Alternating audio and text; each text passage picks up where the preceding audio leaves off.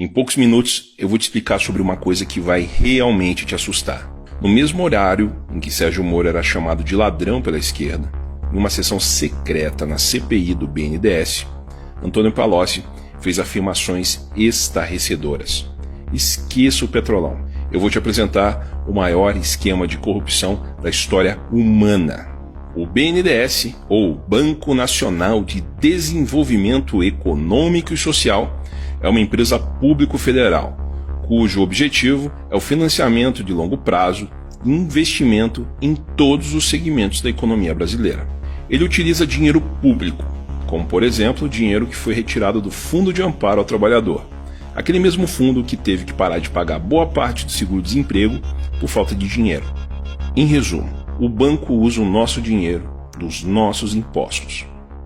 Uma das obras mais comentadas que foram financiadas pelo BNDES foi o Porto de Mariel, que custou para nós 2,3 bilhões de reais. Para você ter uma ideia, 1 quilômetro de asfalto no Brasil custa em média 1 milhão de reais. Com esse valor, seria possível asfaltar mais de 2.300 quilômetros de estradas ou construir mais de 8.800 postos de saúde. Ou seja, não faz muito sentido emprestar para Cuba um valor que provavelmente não será pago, poderia ser utilizado no Brasil.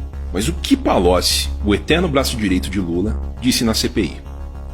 Segundo Palocci, o grande articulador do esquema para roubar o BNDES era Lula, que o total liberado pelo banco em transações duvidosas foi em torno de 500 bilhões de reais, exatamente a metade da quantia que a reforma da Previdência pretende economizar para salvar o país em 10 anos. Palocci afirmou que o ex-presidente tinha como objetivo uma espécie de poder mundial, financiando obras e eleições de nações amigas e ganhando muito com isso.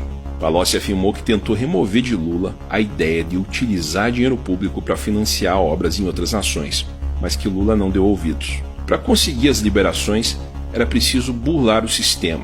Isso nunca foi um problema para o PT. Como o dinheiro era roubado. Para você financiar uma obra em um país qualquer, é preciso que aquele país tenha uma nota de pagamento. Ou seja, você atribui uma nota de acordo com a capacidade daquele país pagar ou não o empréstimo. Um país como Angola, por exemplo, seria classificado com uma nota baixa e não teria condições de devolver esse dinheiro para o Brasil. Mas Angola teve mais de 14 bilhões de reais em financiamento do BNDES aprovados. A manipulação ocorria nas notas de risco e garantias para pagamento dos empréstimos. O país que não poderia devolver o dinheiro magicamente se transformava em um bom pagador. O resultado disso é que esses empréstimos provavelmente nunca serão pagos. O TCU já vem um bom tempo investigando essas movimentações e apresentou um cálculo. O cálculo é o seguinte: cada obra no exterior financiada pelo banco, em média, desviava 50% do valor liberado. Provavelmente todo o dinheiro desviado foi utilizado para se pagar propina no exterior aos agentes envolvidos e provavelmente ao Partido dos Trabalhadores. Palocci confirmou o uso de contas bancárias no exterior para movimentar o dinheiro da propina. Isso quer dizer que devem haver contas no exterior abarrotadas com dinheiro do BNDES em nome do PT. Vamos a um cálculo rápido. Se 500 bilhões foram liberados para países amigos e desses 500 bilhões, cerca de 50% do valor era propina, estamos falando numa bagatela de 250 bilhões do dinheiro do contribuinte brasileiro em propinas. Outra coisa que chamou muita atenção do TCU foi a liberação de empréstimo acima do valor da obra. Por exemplo, uma obra que custava 200 milhões recebia do BNDES 600 milhões. Provavelmente esse dinheiro extra também era propina. Segundo Palocci, dentro do Brasil, Lula tinha outro esporte: criar bilionários. Ele dava a palavra final nos escolhidos para serem campeões nacionais, como o JBS, Odebrecht, Eike Batista e vários outros empresários mega milionários. Enquanto milhões de empresários sofrem todos os dias para manter suas empresas abertas sem nenhuma possibilidade de conseguir um financiamento do BNDES, Lula escolhia a dedo os novos bilionários do Brasil. Mas, como eu disse, esse é só o começo.